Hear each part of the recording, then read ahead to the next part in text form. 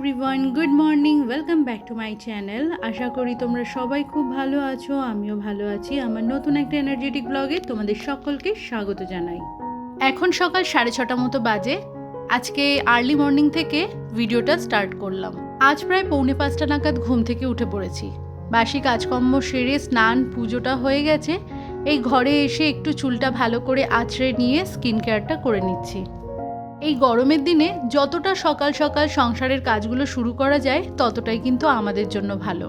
সকালের দিকটাতে চারিদিকে নিস্তব্ধ থাকে আর পরিবেশটাও ঠান্ডা ঠান্ডা থাকে, সেই সময় কাজ করতেও কিন্তু অতটা কষ্ট হয় না। ভোর থাকতেই যদি ঘুম থেকে উঠে পড়া যায় তাহলে কিন্তু এই পরিবেশটা নিস্তব্ধ থাকে আর বাড়ির সবাইও প্রায় ঘুমায়। সেই সময়টাতে এক মনে শান্তভাবে নিজের সংসারের অনেকটা কাজ কিন্তু এগিয়ে নেওয়া যায়। তাছাড়া সংসারটা যখন একা হাতেই সামলাতে হয় তখন কাজের তো একটুখানি চাপ আমাদের সকল গৃহিণীদেরই থাকে। জানলাটা খুলে দিতেই জানলার পরে রাখা গাছগুলোর ওপরে কি সুন্দর একটা সূর্যের আলো এসে পড়েছে। দেখতে কিন্তু বেশ ভালোই লাগে বাইরে যখন ঝলমল করে রোদটা ওঠে। বেলা বাড়ার সাথে সাথে গরমটাও তেমনি বাড়ে। গতকাল রাত্রিবেলাতে খুব তাড়াতাড়ি ঘুমিয়ে পড়েছিলাম। ওই 10টা সাড়ে 10টার মধ্যে বিছানায় উঠেও গেছি, আর সেই জন্য অনেকটা ভোর থাকতেই সকালবেলাতে ঘুমটা ভেঙে গেছে। ঘুম ভাঙার সাথে সাথেই কিন্তু আমি সংসারের কাজে হাত দিই না, একটু ধীরে সুস্থে রিল্যাক্সভাবে কাজগুলো শুরু করার চেষ্টা করি। একটা সময় ছিল কিছুতেই সকালের দিকে ঘুমটা ভাঙতো না, আমি বরাবরই একটু ঘুম কাতুরে। এখন ঠিক সময় মতো কিন্তু ঘুমটা ভেঙে যায়। মাদের কাছে শুনতাম সকালে ঘুম ভাঙার পরে নাকি বিছানাতে আর শুয়ে থাকতে পারে না। তখন মনে মনে ভাবতাম এটাও আবার সম্ভব নাকি। কিন্তু এখন যখন নিজের সংসার হয়েছে, নিজের কাঁধের ওপরে একটা সংসারের কাজের চাপ আছে, তখন কিন্তু বুঝতে পারি যে ঘুম ভাঙার পরে যত আমি শুয়ে থাকবো, যত দেরি করে উঠবো, সংসারের কাজকর্ম হতে কিন্তু তত দেরি হবে। সকালবেলাতে বাসি কাজকর্ম সেরে নিজের পুজো আচ্চাগুলো কমপ্লিট করতে দেরি হবে। সেক্ষেত্রে রান্নাঘরে এসে জলখাবার বানাতে দেরি, খাবারটাও সময় মতো দিতে পারবো না। ফলে হবে কি, হয়তোবা না খেয়েই বেরিয়ে যাবে। সেটাও কিন্তু সারাটা দিন আমাদের মনের মধ্যে একটা খুঁতখুত করবে। তাই এখন সকাল সকাল ঘুম থেকে উঠে পড়তে পারলেই যেন মনে হয় শান্তি শান্তি। সকাল সকাল যখন রান্নাঘরে কাজ করি আর চারিদিকে এই পাখির ডাক আর জানলা দিয়ে যখন একটা হালকা রোদ এসে রান্নাঘরের মধ্যে পড়ে, তখন কিন্তু বেশ ভালো লাগে, অনেকটা পজিটিভ ফিল করি। যাই হোক, আজকে সকালবেলাতে জলখাবারে বানাচ্ছি এই আটার চাউটাকে জল দিয়ে ভিজিয়ে রেখেছিলাম। একটু আলু আর কাঁচা লঙ্কা কুচি করে কেটে নিলাম, ভালো করে ওটা ভেজে নিয়ে একটু গোলমরিচ আর স্বাদ মতো লবণ দিয়ে এই চাউমিনটা বানিয়ে নিচ্ছি। পাশে জলখাবারের জন্য ডিম সিদ্ধ করে দিয়েছি। শসা আর পেঁয়াজ কুচি করে নিলাম, যেটা ওপর দিয়ে ছড়িয়ে দেবো, সাথে লেবুর রস।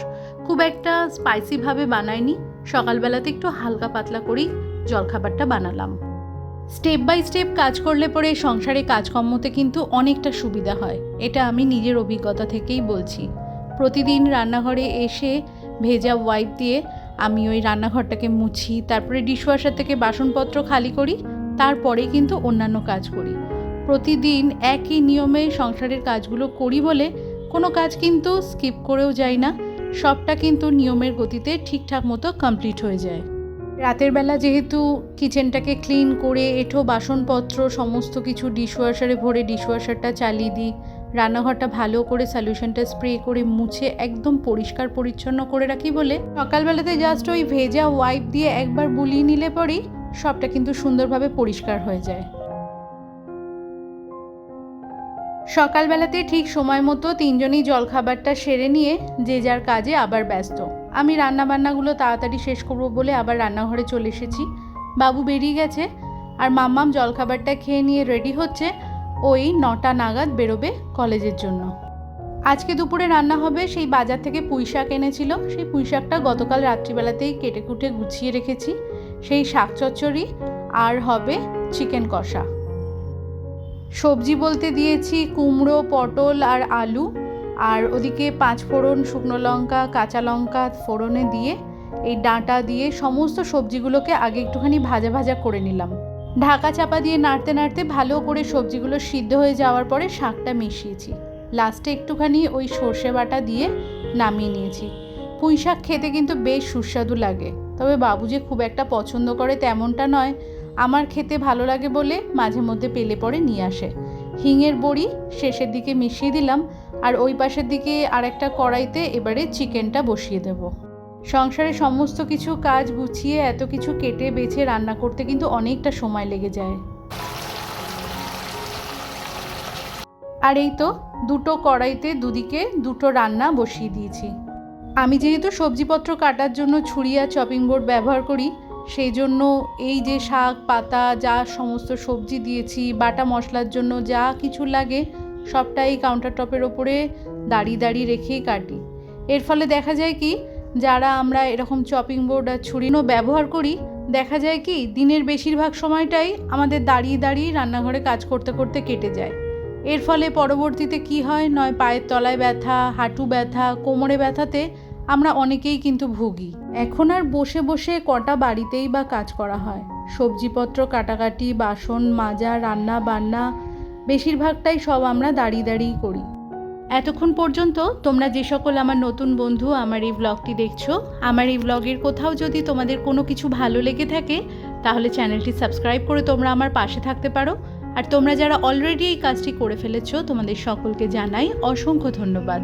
তোমরা চাইলে আমার এই ব্লগটা নিজের পরিবার, বন্ধুবান্ধব, অন্যান্য সদস্যদের সাথে শেয়ারও করতে পারো।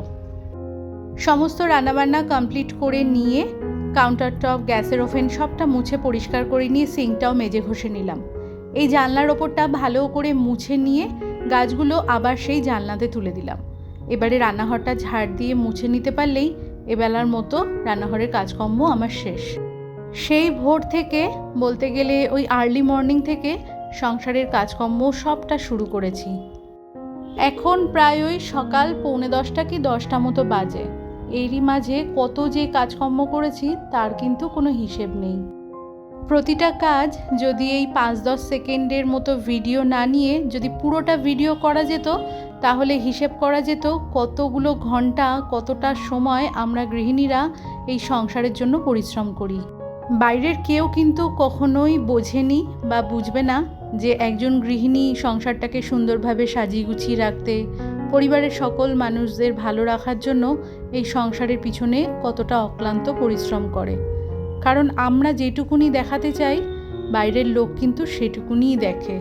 অনেকে আবার চোখের সামনে সবটা পুরোপুরি দেখেও না দেখার ভান করে, বা দেখেও হয়তোবা কিছু দেখতেও চায় না, বুঝতেও চায় না। এগুলো আবার কিন্তু আমাদের জীবনেরই অংশ। এগুলোকে বাদ দিয়ে কিন্তু জীবনে চলা যায় না। আর যত এরকম নেগেটিভ চিন্তা ভাবনা করব, মন খারাপ করব, তাতে কিন্তু আমরাই বেশিরভাগ ক্ষতিগ্রস্ত হব। তো এরকম চিন্তা ভাবনা করে লাভ কি বলো? তার থেকে মনে হয় দুটো পজিটিভ কথা বলে বা দুটো ভালো কথা বলে জীবনে এগিয়ে যেতে হবে কেমন করে সব কিছুকে পিছনে রেখে, সেই সমস্ত কথা বলে যদি কাউকে মোটিভেট করা যায় বা নিজেও এই সমস্ত কথার দ্বারা যদি মোটিভেট হওয়া যায়, তাতে তো বেশ ভালোই হয়, ক্ষতি তো নেই, তাই না? পজিটিভ চিন্তাভাবনা কিন্তু আমাদেরকে অনেকটা বদলে দেয়। মাইন্ডটা ফ্রেশ হয়, কাজে এনার্জি পাওয়া যায়। রান্নাঘরের কাজ কমপ্লিট করে রান্নাঘর পরিষ্কার করে ঘরে এসে ঘরের বিছানার চাদরটা বদলে ফেললাম। আর ওই যে ঘড়িতে দেখো 10টা 10 মতো বাজে। আজকে ডাস্টিংয়ের কাজ তেমন কিছু আর নেই। এই জামা কাপড়টুকুনি ভাঁজ করে নিয়ে ঘরটা মুছবো আর মেয়ের ঘরটাও মুছে দেবো। মামামকে সকালবেলাতে দেখলাম আজকে হয়তো পড়াশুনো তেমন কোনো চাপ নেই, ও ওর টেবিলের ওপরটা গুছিয়েছে, বিছানাটাকে সুন্দর করে গুছিয়েছে, যে দুটো আলমারি আছে সে দুটোও ভালো করে মুছে টুছে পরিষ্কার করেছে। আমি মাঝে একবার গিয়ে ওর বিছানার চাদরটা ভালো করে টান টান করে দিয়েছি আর একটু ঝাঁটাটা দিয়ে বিছানাটা ঝেড়েও ফেলেছি। বাকি সবটাই দেখলাম পরিষ্কার করেছে, বেশ সুন্দরভাবেই ডাস্টিং করেছে। শোকেস থেকে আরম্ভ করে দুটো আলমারি ভালো করেই পরিষ্কার করেছে। ও যখন করে নিজের মনের মতো করে বেশ সুন্দর করে গুছিয়ে পরিষ্কার করে, আমাকে সেখানে আর দ্বিতীয়বার হাত দিতে হয় না। জামা কাপড়গুলো ভাঁজ করে রেখে এই ঘরটা, মামামের ঘরটা দুটো ভালো করে মুছে ফেলেছি। তারপরে বেলা 11টার সময় বাইরে কিন্তু মুষলধারায় আবার বৃষ্টি শুরু হয়ে গেছে।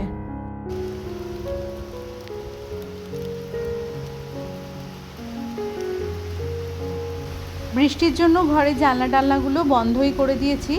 আর এখন দুপুর 1:30 মতো বাজে। দুপুরের খাবারের সময় হয়ে গেছে, বাবুও এসে গেছে। আর মাম্মামের আস্তে আস্তে 2:30-3টে বাজবে। তাই আমার আর বাবুর খাবারটা সার্ভ করে নিচ্ছি। ভাত, স্যালাডে শসা আর পেঁয়াজ, পুঁই শাক যেটা হিঙের বড়ি দিয়ে চচ্চড়ি করেছিলাম সেটা, চিকেন কষা।